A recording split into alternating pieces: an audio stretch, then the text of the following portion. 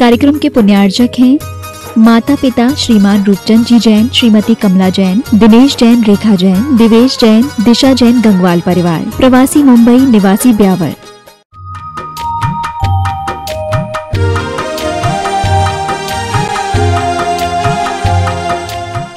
बहुत अच्छा भाव से भरा हुआ, भावों से ओतप्रोत कि इस धरा पर सब धरा रह जाएगा। आया तो इसमें बस वही है, धरा को याद रख लो तो अपना काम हो जाएगा।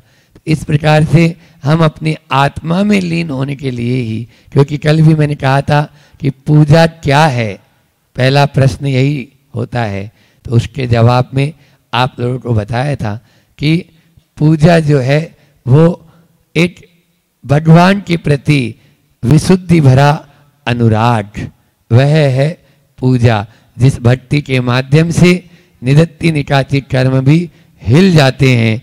ऐसी उस विशुद्धि के माध्यम से हम अपने कर्मों का यानी जो है क्षय कर सकते हैं। भगवान महावीर स्वामी ने कल आप लोगों को एक बात कही थी कि यह भव समुद्र अपार तारण के निमित्त सु विधि ठई अति दृढ़ परम पावत यथारथ भक्तिवर नोटा मही। यह नाव है जिसके माध्यम से हम इस पार से उस पार जा सकते हैं।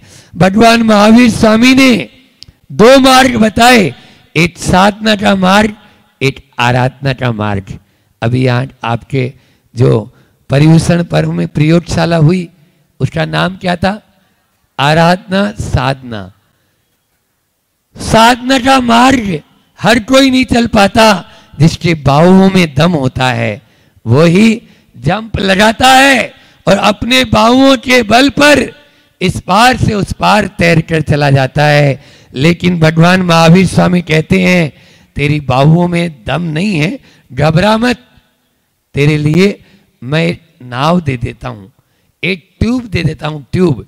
उस ट्यूब को तुम अपने अंदर में पहन ले और इस पार से उस पार जा सकता है। और वो ट्यूब है भक्ति की ट्यूब। बस भक्ति की ट्यूब पहन लो, भक्ति की नौका में बैठ जाओ, इस पार से उस पार थोड़े से हाथ पांव हिलाओ, आप लोग डूबेंगे नहीं, उस पार पहुंच जाएंगे। बस ये हमारे अंदर में, हमारे भीतर में होना चाहिए कि उस पार जाने का बस हमारा लक्ष्य होना चाहिए। क्योंकि हर कोई साधना के मार्ग में बढ़ नहीं पाता है, आराधना के मार्ग में सब कोई के कदम तुरंत बढ़ जाते हैं। और भारत की संस्कृति तो वैसे भी रूखी सूखी रोटी खाकर एक घी का दीपक जलाने की परंपरा रही है हमारे भारत के अंदर में। भारत में अर्थ से ज्यादा परमार्थ को महत्व दिया जाता है और पदार्थ से ज्यादा परमेश्वर को महत्व दिया जाता है। ये भारत की संस्कृति है। इसीलिए यहाँ पर देव, शास्त्र और गुरु के प्रति अगाध श्रद्धा होती है और उस अगाध श्रद्धा के माध्यम से ही हम अपने कर्मों को हिला सकते हैं, काट सकते हैं। आपसे कल पहला प्रश्न हमने उत्तर दिया कि पूजा क्या है, आज आगे है पूजा क्यों करना चाहिए। पूजा क्यों करना चाहिए, आपसे पूछूं कि पूजा क्यों करना चाहिए तो आप लोग क्या जवाब देंगे? बोलो, पूजा क्यों करना चाहिए? हाँ, कर्मों के नाश के लिए। बहुत बढ़िया। और मनवांछित फल पाने के लिए, संकटों के निवारण के लिए। क्यों? इसी प्रकार से होता है ना, पारसनाथ के ऊपर जैसे संकट दूर हो गया तो पारसनाथ तो किसी से जाके नहीं बोले कि मेटो मेटो जी संकट हमारा। ये तो आप बोलते हैं तुमसे लागी लगन ले लो अपनी शरण मेटो मेटो जी संकट। पारसनाथ ने कहा बोला? बोलो, उस अंजना सती ने कहा बोला कि मेटो मेटो जी संकट हमारा? उस सीता ने कहा बोला कि मेटो मेटो जी संकट हमारा? बोलो। इसलिए आज आप लोगों को बताएं कि ये पूजा क्यों करना चाहिए, इसका वास्तविक स्वरूप हमारे दिल और दिमाग में बैठेगा, तभी हम आराधना, पूजा या आपके जो भक्ति है वो क्यों करें। तो उसका कारण एक ही है कि इष्ट गुणों की उपलब्धि परमेष्टि की आराधना कर रहे हैं। राध धातु, कल पू धातु का बताया था, आज राध धातु का बता देता हूं। राध धातु का मतलब होता है सिद्धि, जो हमें सिद्धि की प्राप्ति करा दे, जो हमारे जीवन को शुद्ध कर दे, वो है पूजा। इसीलिए अपन बोलते हैं वंदे तद्गुण लब्धे, वंदे तद्गुण लब्धे। बस आपके गुणों की प्राप्ति के लिए ही मैं आपकी वंदना करता हूं। पुण्य कमाने के लिए पूजा मत करो, जीवन को पुण्यमय बनाने के लिए पूजा करो। संत कहते हैं पाप काटने के लिए पूजा मत करो, पाप त्यागने के लिए पूजा करो। पाप को काटना तो आप कब तक काटते रहेंगे, फिर से वो बड़ी हो जाएगी फसल। ये तो वैसा ही है गज स्नानवत, जैसे हाथी का स्नान होता है, अच्छे से स्नान किया और उसके बाद में बाहर आया, सूंड में मिट्टी भरी और अपने शरीर पे डाल ली, ऐसी स्थिति होती है। ऐसा नहीं करो। वहां पर कह रहे हैं पाप को काटो मत, पाप को त्यागो। पाप त्याग कर देंगे, अपना पाप का निवारण होते हुए चला जाएगा। आज 4 कारण ये बता रहा हूं कि हमें पूजा क्यों करना चाहिए। सबसे पहला है अहम का गालन।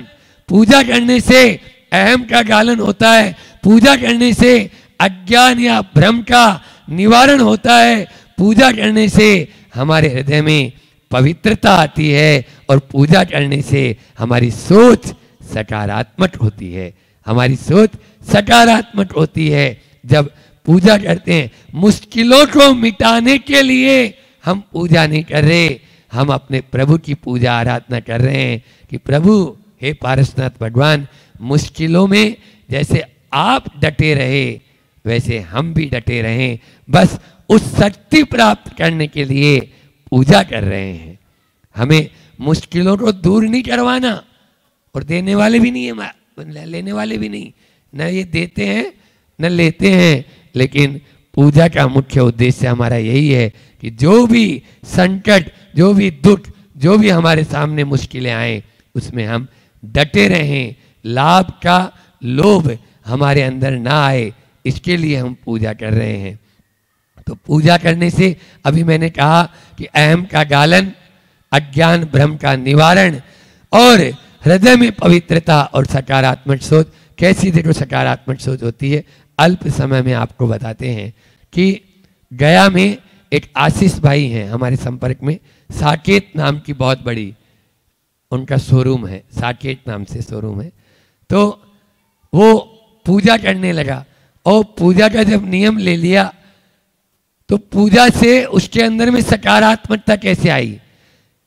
ग्राहक आया और एक लेडीज थी, कपड़ा लेके गई थी, कपड़ा लेकर गई।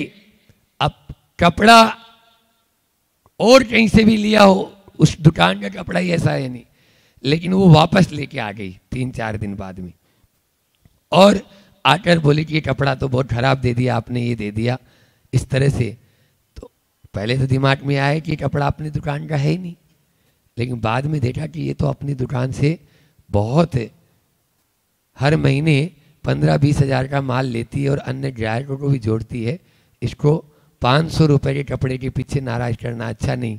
उसने बोला हाँ हाँ, इसको अलग किया और उसने दूसरा कपड़ा तुरंत उसको दे दिया। ये सकारात्मकता कहाँ से आई बोलो? तुरंत अंदर में उसके, नहीं तो अरे ये हमारी दुकान का नहीं है आप ले जाइए। तो व्यापार में ही नहीं, व्यवहार में भी इसी प्रकार से नकारात्मकता दूर हो जाती है। व्यवहार में भी पूजा करने से, तो आप पूजा करेंगे उसके माध्यम से हमारे अंदर में इन अपना आप ही जो दोष है, दुर्बलता है, दुर्गुण है, वे दूर होते हुए चले जाते हैं और सकारात्मकता बढ़ती हुई चली जाती है, बढ़ती हुई चली जाती है। हमें सहज बनना है, हमें शांत बनना है, हमें सकारात्मक बनना है, हमें सरल बनना है। यही तो बातें अभी पूरे विधान में पढ़ी, और जब पढ़ते हैं बार बार वो दिल और दिमाग में बैठती भी है, और बैठती है तो वही हमारा पूजा का लक्ष्य होना चाहिए। कसायों का समन होना चाहिए और इंद्रियों का दमन, तब ही पूजा हमारी सार्थक होगी। बस हम कसायों का समन और इंद्रियों का दमन करेंगे तो पूजा करना अपना सार्थक हो जाएगा। पूजा करने में भगवान कुछ देते लेते नहीं है। न पूज्यास्त तय वीतरागे न निंदिया नाथ विवांत वेरे। भगवान की पूजा करने से वो हमें कुछ वरदान नहीं देंगे, और भगवान को गाली देने से वो हमें अभिशाप नहीं देंगे, लेकिन हम अपने आप में तो विशुद्धि और संक्लेश परिणाम से भरी जाते हैं। यदि गाली देंगे तो हमारे अंदर में संक्लेश परिणाम होंगे, और यदि भगवान की अहोभाव से या किसी की भी हम पूजा करेंगे, जब पूजन करते हैं तो अहोभाव से भर जाते हैं। अहोभाव को जगाने के लिए हम पूजन करते हैं। इस प्रकार से पूजा हमारे लिए इस संसार के चक्र को रोकने वाली होने के कारण हमें प्रतिदिन, कल भी मैंने कहा 6 आवश्यकों में पूजा को सबसे पहले रखा, और यह पूजा हमें प्रतिदिन करना चाहिए। इसी के साथ में ही आपको यह समाधि तंत्र में अपन जो कारिका ले रहे थे, एक कारिका उसकी भी लेते हैं कि आप लोग पृष्ठ क्रमांक निकाल लें। 61 नंबर की कारिका है, 97 नंबर पेज पर। कल की जो कारिका है उसके बारे में थोड़ा सा बता के फिर आगे बढ़ता हूं। आवृत अंतर ज्योति हो बाह्य विषय में तुष्ट, जागृत जग को टूट तजे अंतर में संतुष्ट। कल 2 तरह की भावना बताई थी कि जो बालक होता है वो बालक क्या करता है, थोड़े में ही उछलने लगता है। थोड़ा कुछ प्राप्त कर लिया तो उछलेगा, और थोड़ा सा ही कुछ यदि मान लीजिए उसके ऊपर संकट या कुछ आपत्ति आ जाए तो बिल्कुल नर्वस हो जाए। लेकिन जो बड़ा व्यक्ति होता है वो ऐसा नहीं करता। क्यों? क्योंकि वो जागृत अवस्था में रहता है, वो अपने आत्म अवस्था की ओर ध्यान देता है कि नहीं, मुझे अपने भीतर में ही संतुष्ट होना है, बाहर से संतुष्ट कुछ नहीं होना। विकल्प दशा से निर्विकल्प दशा की ओर आना चाहते हैं, तो यही मार्ग है। मोहनीय कर्म के कारण हम केवल बहिरात्मा बहिरात्मा बहिरात्मा की दोहरी दृष्टि देते हैं, तो अंतर की उस ज्योति को पकड़ ही नहीं पाते। अंतर की वह ज्योति जो सहज है, शांत है और हमें सुखी और आनंद में बनाने वाली है, उस ज्योति की ओर अपना ध्यान देना चाहिए। पर में सार नहीं, सुन रहे हो, पर में सार नहीं, असार है, इसीलिए संसार को त्यागा। रविंद्र जैन ने बहुत अच्छी पंक्तियां कही है कि सार नहीं संसार में, इसीलिए तीर्थंकर प्रभु ने संसार को त्यागा। उनके पास कोई कमी नहीं थी, लेकिन फिर भी क्यों त्यागा बोलो? इसीलिए त्यागा क्योंकि इस संसार में सार नहीं है। सार कहाँ है? सार हमारे भीतर है। उस सार को पकड़ने की तो 4 इंद्रिय जीव है। जो पंख वाले होते हैं ना, ध्यान रखना, पंख वाले जो होते हैं उड़ने वाले, वो सब 4 इंद्रिय हैं। तो कबूतर कितने इंद्रिय हो गया? हाँ, क्योंकि महाराज ने बताया ना अभी जो उड़ने वाला है वो बोला, तो मैं नहीं तो बोला, वो 4 इंद्रिय नहीं है, वो 5 इंद्रिय है। समझ में आया?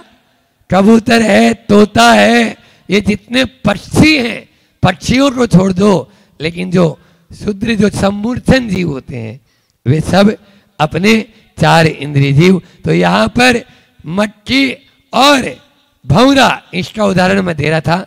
मक्खी कभी भी कफ पर बैठेगी और बिस्टा की ओर दौड़ेगी, लेकिन भौरा कहां जाएगा? न जानन्ति शरीराणि सुख दुखान्य बुद्धये निग्रहनुग्रह दियम तथा पैत्रेव कुर्वते। बहुत सरल अर्थ है इसका। शरीराणि है ना, फलम फले फलानी, संस्कृत में पढ़ा ना अपन ने, तो फलानी क्या है? बहुवचन है ना, शरीराणि बहुवचन हो गया, ठीक है। तो यहां पर शरीराणि, बहुत सारे शरीर, जो भी शरीर, कितने शरीर होते हैं अभी भी पाठशाला में ही पढ़ा है। शरीर कितने होते हैं महाराज जी ने बताया होगा तत्वार सूत्र में, 5 दूसरे अध्याय में आता है ना, औदारिक, वैक्यक, आहारक, तेजस और कारमाण। शरीराणि, ये 5 शरीर होते हैं, ठीक है ना। तो न जानन्ति शरीराणि सुख दुखान्य बुद्धि है, जो औदारिक आदि शरीर, ये 5 शरीर है, और सुख दुख को इस शरीर में ही सुख दुख को नहीं जानता, अनुभव करता, तथापि फिर भी अबुद्ध अज्ञानी जन, ये बताओ सुख और दुख आत्मा में होता है या शरीर में होता है? हाँ, शरीर में होता है। तो मुर्दा है, उसके अंदर सुई चुबा के देखना, इतनी देर में बदल जाए क्या? हमारे से सीखा है, कोई बात नहीं, अनेकांत धर्म है हमारे यहाँ। तो शरीर टाइम हो रहा है, तो मुर्दा में अपन जो है सुई चुभाएंगे तो उसमें होता है क्या? कोई भी शरीर सुख और दुख का वेदन नहीं करता। वेदन कौन करता है? आत्मा। शरीर के ऊपर जिसका ध्यान है वो आत्मा शरीर का वेदन करती है। समझ में आ रहा है? जब हमारा शरीर पर ध्यान जाएगा तभी तो करेंगे। तो वेदन आत्मा में होता है। ज्ञान और दर्शन गुण आत्मा किसे कहते हैं? बोलो। जीव की क्या पहचान? जीव और अजीव 2 होते हैं ना, तो जीव किसे कहते हैं? जिसमें जानना और पहचानना। बहुत बढ़िया, अच्छा बताया। तो जिसमें जानना और देखना है या जानना पहचानना है, तो जानना किसमें? वेदन। जानने का मतलब वेदन। तो यह है। तो सुख और दुख वह अबुद्ध अज्ञानी जो होता है वो शरीर में सुख और दुख मानता है। अतएव इन्हीं शरीरों में निग्रह अनुग्रहादियम कुर्वते, वो शरीर का ही निग्रह करता है और शरीर का ही अनुग्रह। निग्रह का मतलब क्या होता है? खूब व्रत उपवास कर रहे हैं और शरीर को सुखा रहे हैं, तो फिर महाराज जी व्रत उपवास तो नहीं करना चाहिए। दूध को तपाने के लिए आपको पात्र को तपाना पड़ता है कि नहीं तपाना पड़ता है? तपाएं। तो उद्देश्य क्या है? दूध को तपाना। यदि वो शरीर को ही सुखा रहा है, यदि आत्मा की ओर उसकी दृष्टि नहीं है, तो फिर कैसा होगा? वो केवल मात्र बर्तन को तपाना है, उसमें दूध तो है ही नहीं, बर्तन खाली गर्म कर रहा है, वो कभी भी कल्याणकारी नहीं होगा। ये तो हो गया निग्रह। अनुग्रह कैसे? खूब खा रहा आराम से, कलाकंद, बर्फी, जामुन, गुलाब जामुन, तला हुआ भुना हुआ जो भी आने दो, fast food, junk food, ice cream, cold drink, सब खा रहे नहीं खा रहे? सब खाते हैं महाराज हम तो वही। तो वो या तो उस शरीर को पुष्ट करता है और या उस शरीर को सुखाता है। क्यों? अरे थोड़ा भी शरीर कमजोर हो जाएगा तो फिर अच्छा नहीं नजर आऊंगा, स्मार्ट नजर नहीं आऊंगा। ये क्या हार्ड जैसे महाराज जी के निकल गए, ऐसे कोई शरीर होता है क्या? हाँ, शरीर तो ये होता है भरा हुआ बिल्कुल। हाउ जब पहाड़ पे चढ़ते हैं ना, जैसे जनरेटर शुरू हो जाता है उसका। वो बाजना वाली बहनें बोलती थी हमसे, महाराज 52 गजा में महाराज जनरेटर शुरू हो गया। जनरेटर? बोले जनरेटर की आवाज आ रही है अब अंदर से। इसलिए कुल मिला के बात यही है, शरीर के ऊपर ध्यान मत दो। यहाँ पर इस पूरी गाथा का सार यही कहना चाहूंगा कि शरीर पर नहीं, तन पर इतना ध्यान मत दो, चेतन पर ध्यान दो। कीमत चेतन की है, तन की नहीं। तन को तो एक सीट के अंदर जला दिया जाएगा। पुद्गल का क्या विश्वासा, जैसे पानी बीच बतासा। ये अपन को याद रखना है, क्योंकि आचार्य श्री ने कहा संदेह होगा, देह है तो संदेह होगा। जब तक ये देह है ना, थोड़ा सा भी शरीर में खरोच भी आ जाती, अरे महाराज ये क्या हो गया, ये क्या हो गया, ये क्या हो गया, हाँ क्या हो गया। वहां क्षत्रिय होते थे ना, क्षत्रिय वो अपने हाथ से तलवार से यहाँ चीरा लगाती थी छत्राणी, और यूं तिलक लगाती थी। यहाँ थोड़ी सी खून आ जाए तो डॉक्टर के पास बाहर जाते हो। क्या तुम लोग बढ़ियागिरी करते हो ये? हाँ बिल्कुल भी। अगर बहुत भी आ जाए, कुछ नहीं हुआ, अरे कुछ नहीं, बस ये लो मिट्टी उठाओ और लगा दो उसके ऊपर, ज्यादा है तो बंद हो जाएगा। ये होना चाहिए। क्षत्रिय बनो, बढ़ियागिरी नहीं। बढ़िया हमेशा डंडी की ओर ध्यान रखता है, इधर जा रही है इधर जा रही है, इधर जा रही है इधर जा रही है। क्षत्रिय तलवार हाथ में रखता है, एक बार में सट। ज्यादा डरता है तुम कभी इधर उधर ऊपर नीचे डरेगा तो इसलिए संदेह होगा, देह है तो। लेकिन आचार्य श्री जी कहते हैं देहाती विदेह हो जा, विदेह हो जा। बस अपन को विदेह ही बनना है। इसका पद्यानुवाद लेकर अपनी वाणी को विराम।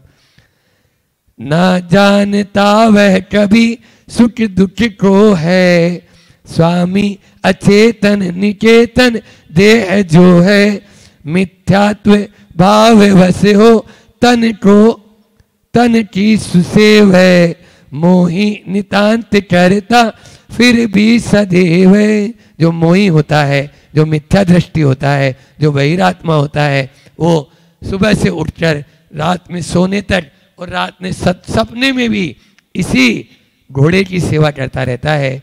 और जो आत्मा की ओर दृष्टि होता है, निर्मोही होता है, वो बिल्कुल भी इस ओर ध्यान नहीं देता, क्योंकि वो जानता है मेरी आत्मा ही मेरे लिए सब कुछ है, बाकी कुछ भी नहीं। ये सब मिटने वाला है। जो मिटने वाला है उसकी ओर उतना ही ध्यान रखो जितना जरूरत है, तभी हमारा कल्याण होगा। कल्याण हो इसी भावना के साथ। बोले अहिंसा परमो धर्म की। नमो अर्हन्ताणं, नमो सिद्धाणं, नमो आयडिज्ञानं, नमो उवध्यायाणं, नमो लोये सव्वसाहुणं, नमो अरिहन्ताणं, नमो सिद्धाणं, नमो आयडिज्ञानं, नमो उवध्यायाणं, नमो लोये सव्वसाहुणं, नमो अरुहन्ताणं, नमो सिद्धाणं, नमो आयरियाणं, नमो उवध्यायाणं, नमो लोये सव्वसाहुणं। बोलिए देवादिदेव 1008 मूल नायक श्री पांचनाथ भगवान की जय। परमोपकारी आचार्य भगवंत विद्यासागर जी महामुनिराज की। जब अपना मन पवित्र होता है, हर चेहरे पर हमारा चित्र होता है। दुनिया में हम कहीं भी चले जाएं, हर कोई हमारा मित्र होता है। हर कोई हमारा मित्र होता है। जैसे जब बीजों का वपन किया जाता है तो पहले धरती को साफ सुथरा होना बहुत जरूरी है। सुचिता के आगमन के पहले आप चाहते हैं ये सुचिता आए, तो आप उस सुचिता के लिए अपने आत्म आंगन को साफ सुथरा रखना बहुत ज़रूरी है। वो जब तक साफ नहीं होगा तब तक कुछ नहीं होने वाला है। खीर बहुत मीठी है, खीर बहुत अच्छी है, खीर में केसर भी है, खीर में दूध भी है, खीर में मलाई भी है, और खीर में वो आप जो ड्राई फ्रूट्स खाते हो वो सब है। लेकिन उस खीर में अगर कंकर है तो क्या उस खीर को आप खाओगे? नहीं खाओगे, बिल्कुल नहीं खाओगे। तो वास्तविकता में ये खीर खाने बैठे हो आप, तो अपने मन को आपको पवित्र बनाना पड़ेगा। जीवन चमकीला बनाना है, जीवन को सार गर्भित बनाना है, जीवन को आपने खालिस बनाना चाहते हैं, तो सबसे पहले आपको मन शुद्ध करना होगा। और वो मन शुद्ध होगा संतोष रूपी ताज के। जब तक संतोष रूपी ताज आपके मस्तक पर नहीं पहनेंगे आप, तब तक आप ये मान के चलना ये शौच धर्म आपके जीवन में नहीं आने वाला है। ये खटखटा रहा है, आपको जगा रहा है कि आप चाहते हैं तो संतोष रूपी ताज को आप अपने ऊपर पहन लें, तब आप आएगा। क्योंकि देखा है, एक शिक्षक महोदय थे 70-75, यहाँ भी बहुत सारे शिक्षक महोदय बैठे हैं, 70-75 वर्ष की आयु थी। उनसे पूछा तो बोले जो पहले सुख था, जो पहले शांति थी, पहले मतलब कब? आज से जब 50 साल पहले जब सुख शांति थी वो अलग थी, और आज? बोले आज नहीं। क्यों? बोले जैसा जैसा पैसा बढ़ता गया वैसे वैसे सुख शांति समाप्त होती चली गई, होती चली गई, होती चली गई। मतलब बात समझ में आ रही है कि जब जब भी आप आप ये बिल्कुल विश्वास मानना, विचार करना, गांठ बांध कर लेना कि जब जब भी आप असंतोषी बनोगे उसमें आपके साथ अशांति का वास होता चला जाएगा, बिल्कुल होता चला जाएगा।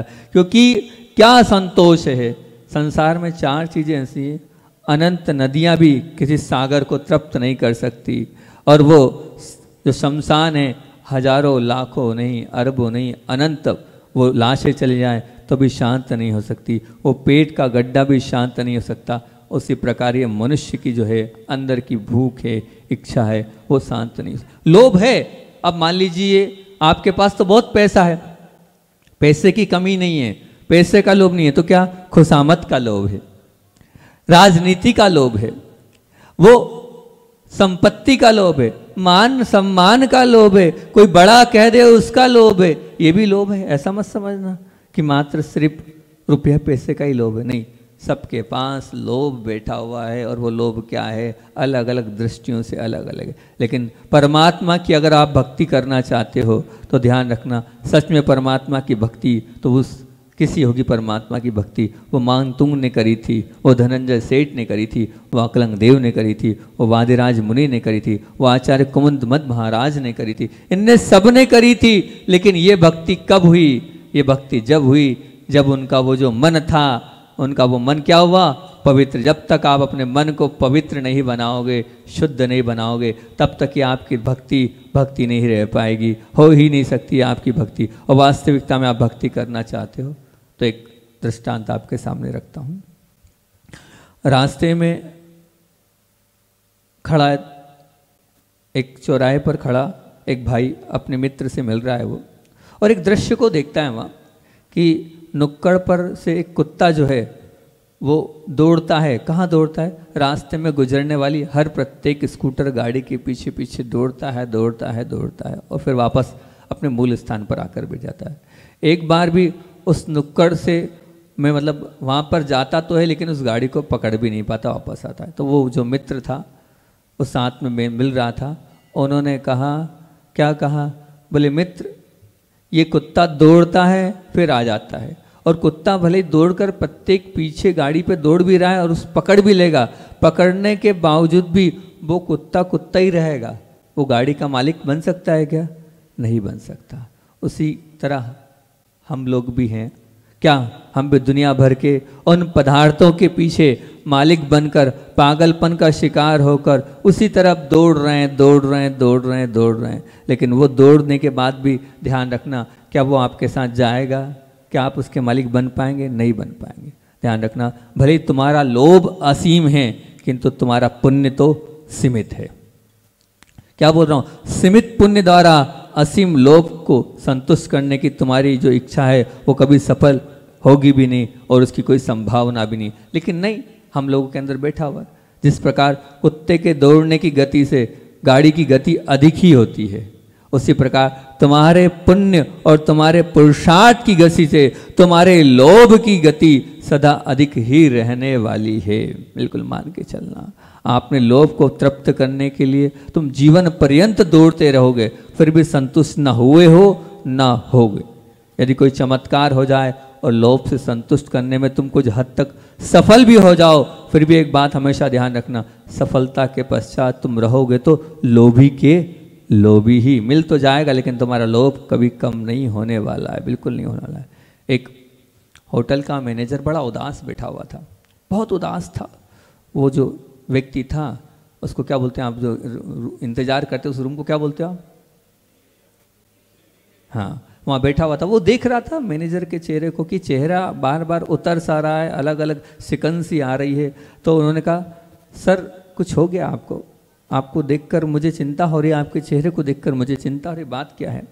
तो उन्होंने कहा, अब मैं क्या बताऊँ आपको, आप मेरी क्या चिंता कम करेंगे? बोले नहीं, कुछ तो बताओ। अब क्या बताऊँ, मंदी के दौर से गुजरना पड़ रहा, परिस्थिति यदि ऐसी रही तो आने वाली कल में मेरी क्या दशा होगी, मुझे तो इस बात की चिंता है।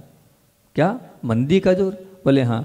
तो कैसे मंदी का कैसे दौर गुजर रहा है? ध्यान से सुनना, आप लोगों की स्थिति ऐसी है। तो वो बोले मंदी का आपका होटल तो हाउसफुल है, अभी तक मैं देख रहा हूँ 50 लोगों को आप वापस कर चुके हो। बोले वही तो मैं कह रहा हूँ, मंदी का दौर। बोले चिंता इस बात की, कल तक 100 लोग वापस जाते थे और आज 50 ही गए, तो विकल्प नहीं करूंगा क्या मैं? टेंशन में नहीं आऊंगा क्या मैं? बताओ, है कि नहीं चिंता की बात? लोभी के चित्त को कि यही विडंबना है, उसके पास कम है इसलिए वो दुखी नहीं होता है, अपितु उसके पास जितना है वो उसे हमेशा कम लगता है इसलिए वो दुखी है।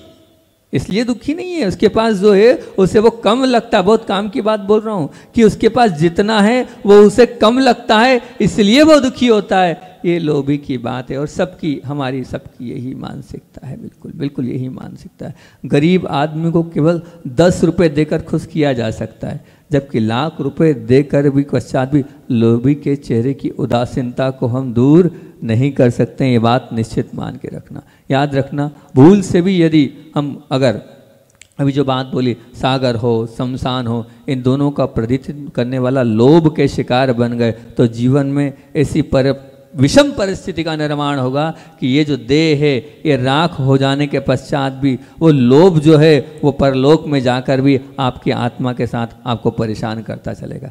ऐसा ये लोभ है।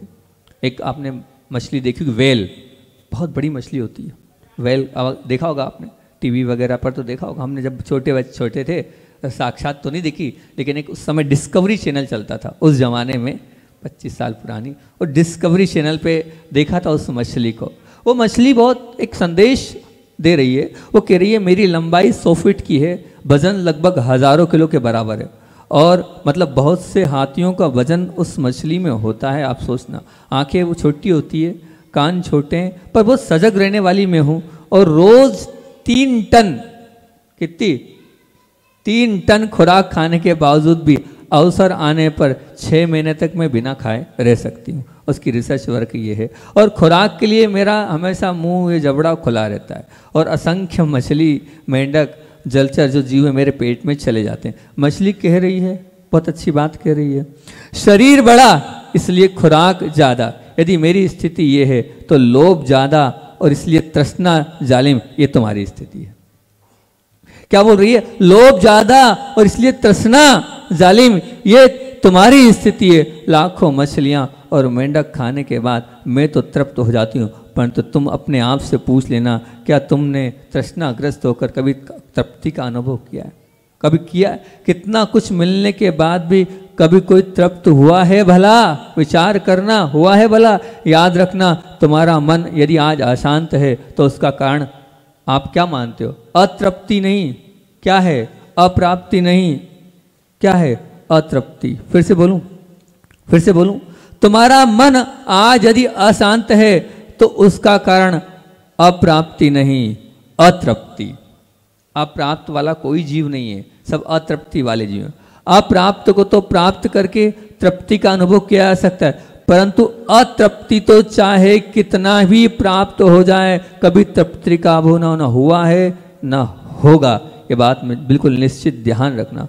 वो मछली कह रही है कि मुझसे तो जल पर जो प्राणी हैं डरते हैं, परंतु तृष्णा से तो सज्जन भी डरते हैं और संत भी डरते हैं, फिर भी आप उससे डर नहीं है। इतना ही मछली आपसे कह रही है कि जिस सागर में मैं रहती हूँ और उस सागर में तो तल है, ध्यान से सुनना, जिस सागर में मैं रहती हूँ उस सागर में तो तल है, पर तृष्णा के जिस सागर में तुम रहते हो उसमें तो तल नाम की कोई चीज ही नहीं है, उसमें तो तल नाम की कोई चीज ही नहीं है। बात निश्चित मान के चलना। तृष्णा इतनी इस प्रकार की है कि उसका कोई रोक नहीं, उसका कोई भी आप बांध के उसको नहीं रख सकते हो। इस प्रकार से हमारे अंदर वो चल रही है। रास्ता खराब तो गाड़ी दुर्घटना से बचाने के लिए ड्राइवर बहुत अच्छे से चलता है, विषम परिस्थिति रहती है ना तो बड़ी परेशानी से जाता है, पर सीधे और चिकने रास्ते पर गाड़ी दुर्घटना से बचाने के लिए अच्छे अच्छे ड्राइवर जो सफल नहीं बन पाते हैं। बिल्कुल चले जा रहे हैं। एक जाल का और उदाहरण दे रहा हूँ कि जाल को शिकार में, जाल क्या कह रहा है कि जाल जो होता है वो शिकार हो जाने के लिए बिछाया जाता है, पक्षियों के लिए जाल बिछाया जाता है। तो वो जो जाल है उसको बिछाया जाता है और धरती पर फैला दिया जाता है, और आकर्षित होने बहुत कुशल होता है पक्षी भी, फिर भी क्या होता है, अब वो कुशल पक्षी भी जो है वो खो जाता है और ना चाहते भी उस जाल में फंस जाता है। वो जाल क्या कह रही है कि अच्छा, मतलब वो जाल कह रही है कि अच्छा ना लगने वाली पीड़ा को, अच्छी ना लगने वाली पीड़ा को हाँ कहने में तुम्हें शायद परेशानी आएगी, अच्छी जो है ना बहुत अच्छी आपकी कोई वो है, उसको पीड़ा को हाँ कहने के लिए तुम्हें शायद परेशानी आएगी। अत्यंत अच्छे लगने वाले प्रलोभन का ना कहने में आप मात खा जाओगे।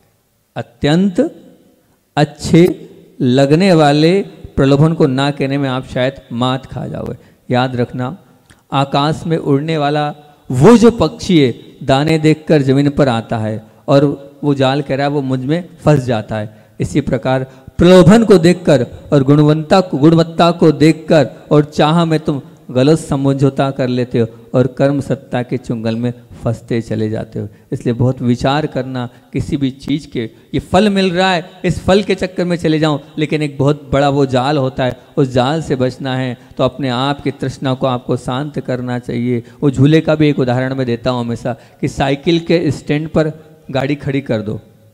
जब हम छोटे थे तो जब जाते थे स्कूल तो स्टैंड होता था वहाँ विद्यालय के बाहर, वहाँ गाड़ी खड़ी कर देते थे स्टैंड पर, तो वहाँ खड़ी कर दो और पेडल, उस पर पेडल लगाते हो, एक पहिया फिर घूमता जाएगा, फिर घूमता जाएगा, फिर घूमता जाएगा। पर साइकिल क्या रहेगी, बढ़ेगी आगे नहीं बढ़ेगी, 1 इंच आगे नहीं बढ़ेगी। ऐसी कोल्हू का जो बैल है आपने देखा होगा, वो घूमता है घूमता है, हजारों सैकड़ों किलोमीटर की यात्रा वो कोल्हू का बैल कर लेता, अंततः वो वहीं का वहीं रहता, आगे नहीं बढ़ता है।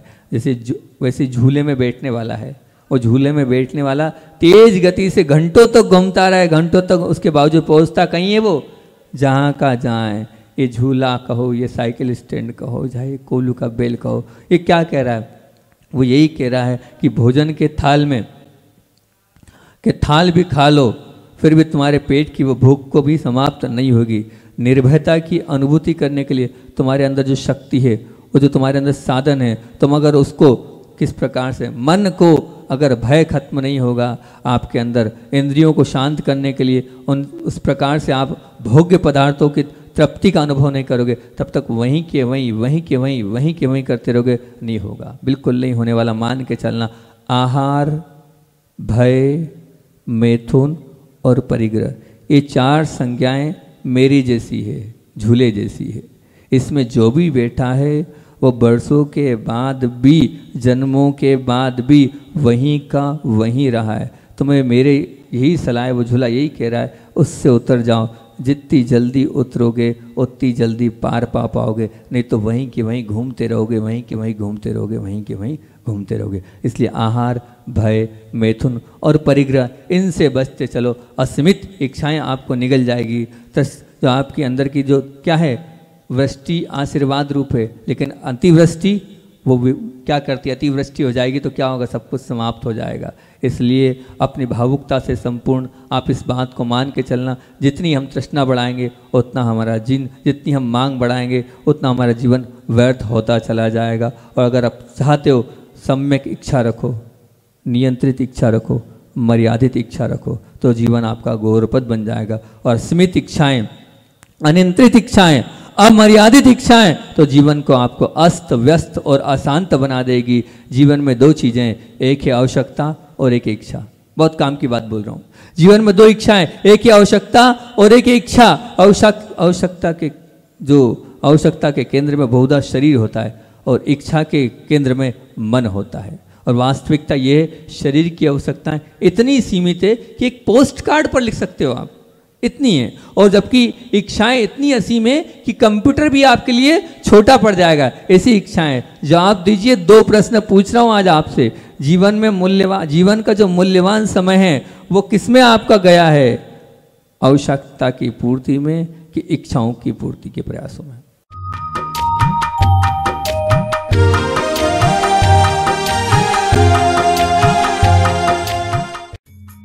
इस कार्यक्रम के पुण्यार्जक थे माता पिता श्रीमान रूपचंद जी जैन, श्रीमती कमला जैन, दिनेश जैन, रेखा जैन, दिवेश जैन, दिशा जैन, गंगवाल परिवार, प्रवासी मुंबई, निवासी ब्यावर।